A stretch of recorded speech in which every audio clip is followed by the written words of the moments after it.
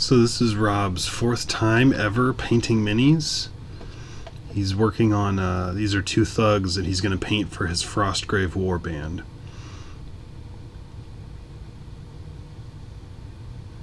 And this is how they ended up. I think he did a really good job.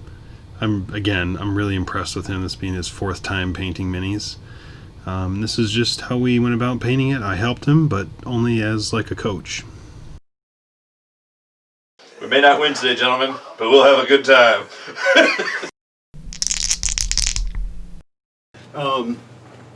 I built up the two. We talked about the Warband, and I think you're kind of ready to get to painting. We had a little crash course and some of the other stuff.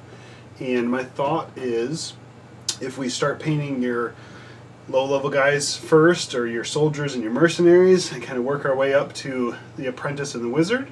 Then you've got some completed guys. You got a warband that's, yes, some they should look a little better as we go, but then you're finishing on the Apprentice and the Wizard, kind of your main characters to play with. You just kind of want the paint not to be so clumpy that it clogs up any detail in the face, because it's kind of soft detail, but just kind of work at it to give it a good coat. And I think for those models, it's really only their face and their hands that are exposed. Yeah, I think he's wearing gloves. Or gloves? Actually. Oh. So, I mean, hey, then pretty much his face and his elbow. There you go, then you're even better. At least from what I can tell, anyway. You're totally right. This one's wearing gloves, too. Okay. Face. Easy Makes it peasy. easy. So let me get your opinion on this. Yeah. So when it comes to, like, it looks like he's kind of wearing a scarf there. Would I, do you think it's a good idea to paint that a different color than the rest of the tunic? Or what would you do in this situation? I especially think a scarf is a great opportunity to go for, like we were kind of talking about, a brighter color than you think. Because that's something, if you think about it in terms of like being realistic, a lot of people probably have a brighter colored accent accessory, scarf or something. And it's something that would separate the details. You know, if you made the tunic a light, a dark blue, and we just made the scarf a little lighter blue, it would be kind of monochromatic kind of thing. Get lost in there. Yeah, or if it was, I think even if it was like a very dark green and a dark blue, they would kind of look dark. But to make something a lot lighter, make it pop right off of it, I think it's a cool idea. So it's funny enough, even with a extended break, just kind of getting back to it, you look like you feel really comfortable hitting it. Oh, for sure. It's like, I mean, compared to like the first couple, I'm all tentative. I didn't want to mess anything up right away. But yeah, you can go back and fix stuff pretty easy. Yeah. And cover stuff up. I'm definitely a lot more confident with deciding what to paint, I guess. Yeah. Sometimes if you're really torn about what color, well, I've already painted this color over here, or you need something different, but you're like, you need something to separate, I think it is better to go with an unrealistic color. Like if we're talking about contrasting, and you wanted to paint his gloves like a white or a bright orange or something, I think that would even be better to get contrast than trying to focus on so much realism, unless you're trying to paint super realistic. But as far as like these are essentially board game pieces. There are pieces on the table, so you kind of want them to be easy to see, easy to recognize, pop from a distance kind of thing. And in those situations, more contrast is usually a lot better. Gotcha. So realism isn't always the most important thing. It certainly can be fun to do, right? And sometimes you want to paint like your main guy like super realistic, or do like lighting stuff on him. You know, when you get better and better, you kind of want to challenge yourself or make something look super sweet. But really, first and foremost, if you want to just play a game, just get them painted, little contrast. It's going to make them look good from a distance. Good to know. So a little bit of exaggeration is not a bad thing. No, I definitely don't think so, because you know, when you're painting it, you usually are painting it up, you know, a foot or less from your face, so you see so much more detail than when you're playing with it on the tabletop. And I think it's easy to forget that, you know, you're not going to be up that close and see all those little details and mistakes that you make. It's going to be a piece on a table, you know. That's a good point. Because like my first mini, I was like, wow, this is awful. Look at all these spots. This is just ridiculously bad. Yeah. But then once you get, take a picture of it, you have it out like, arm's length. Yeah. You don't see all those bad It's still spots. maybe not the most amazing mini that's ever been painted, but you see it for the whole instead of see all those little details close up. I want to pay more attention to your minis now. Yeah. To really get that magnifying glass out. Damn it. No, God, no. He's mortal. After all. Yeah. So what would you do with, I don't know what they call this exactly, like this sort of null space underneath the kind of undercarriage there? Yeah. I mean... Yeah, it's not sculpted. There's just a flat... The tunic connects underneath and it's flat. So, before I would paint them, the tunic color, you could if you really wanted to. You're never going to see it. It's true. So, I suppose you honestly sometimes would leave it... That gray, that primer is a dark enough gray that it just is going to look like shadow under there anyway. Alright, that's If true. your friends come over and they shine a light underneath your miniature's crotch to take a look at your paint job, you need to have a talk with that friend. Yeah, might have some questions for him. You need to have, that's a separate issue. So, honestly, I know some people might look at that as, well, you're not completing the mini. I don't think it's going to contribute much, if anything, to the looks when you're playing with it on the just skip it. Functionally, like... Yeah, it's what's not the gonna point? Yeah. make any difference whatsoever. Be smart, work smarter. I like it.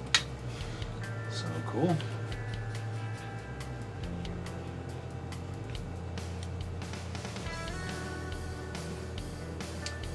And keep going with that. This is just a separate thing. I'm kind of thinking ahead.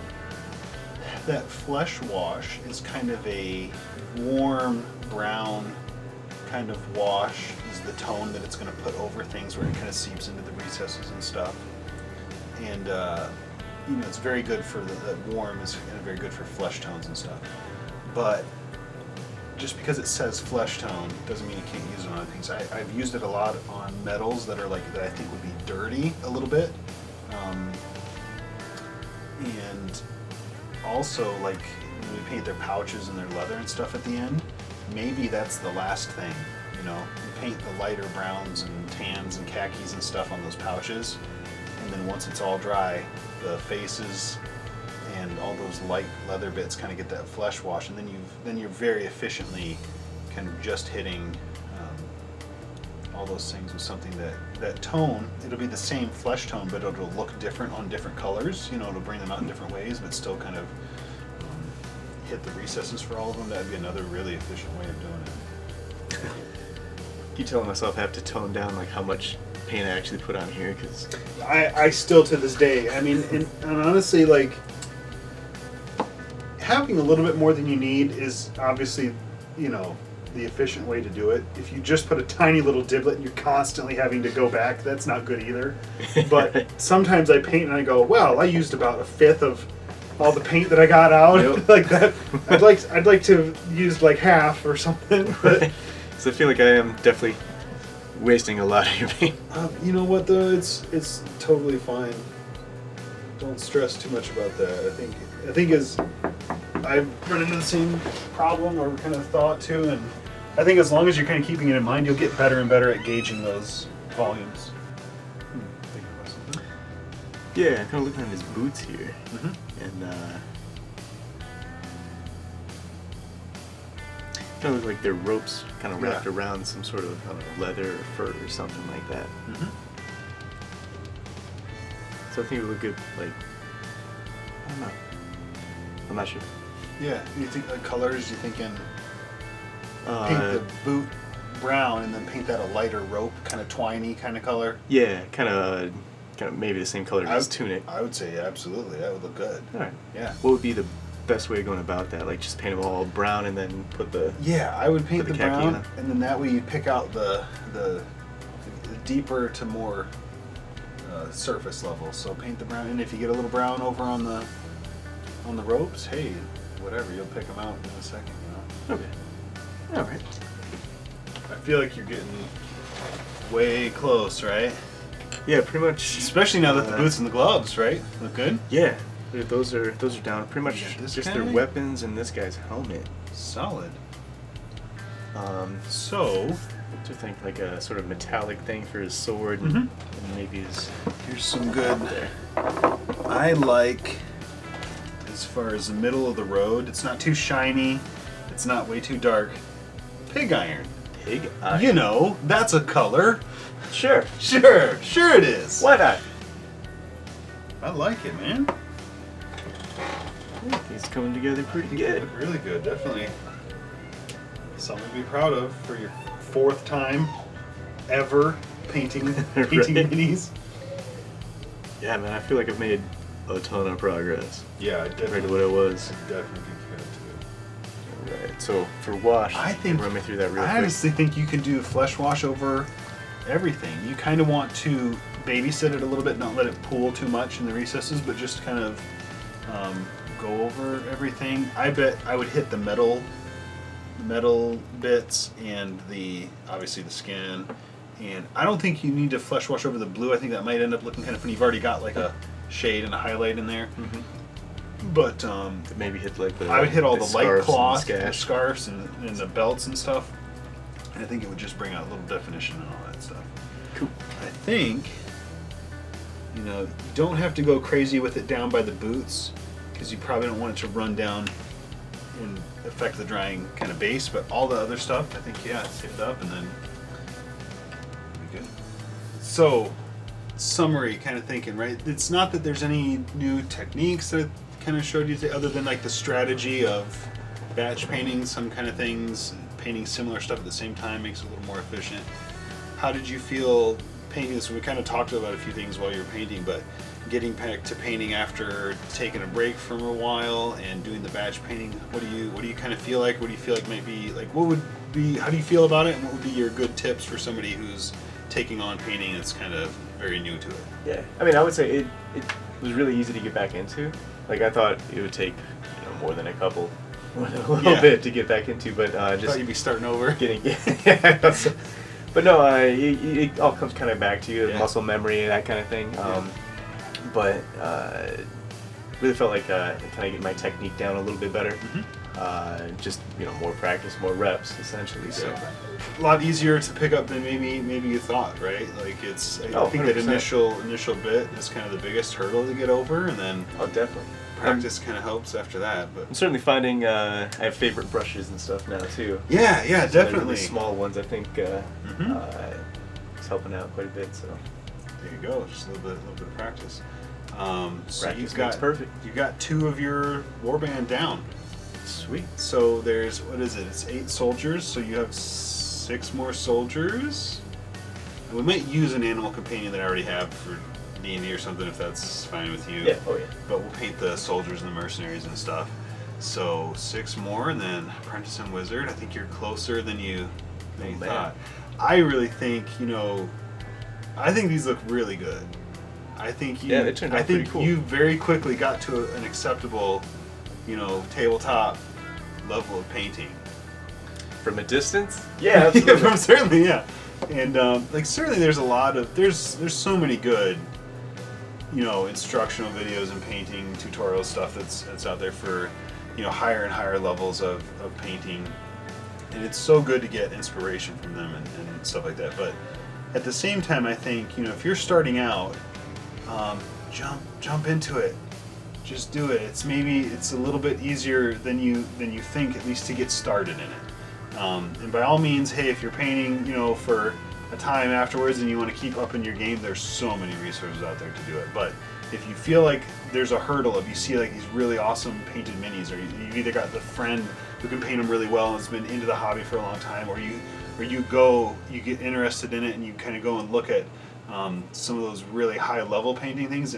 If it's a barrier for you, if you kind of feel like it's a roadblock, jump in, because 4th time painting minis. Oh, definitely. This is the result. I'll show like a little before and after here with the minis. When I had them, I built them and primed them and then let Rob paint them. So do a little before and after, but there's they look certainly no substitutes for experience. Yeah. Just jump into it and start doing it. Like it's not you're not gonna mess anything up, I guess. Yeah, and especially and hopefully that's what I'm doing. If you've got a friend, I'd say who does minis or a hobby that you're kind of interested in, ask to tag along and paint. Either have them over or come over or something.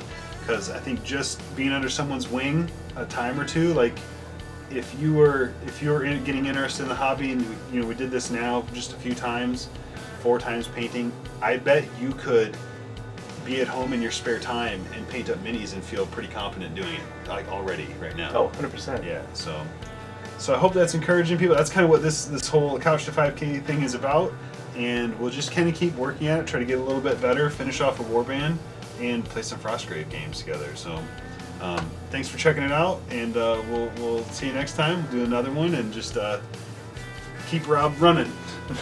Remember, if I can do it, you can do it. You can do it too, yes. Okay? Yeah, You can do it. good. All right, see you guys.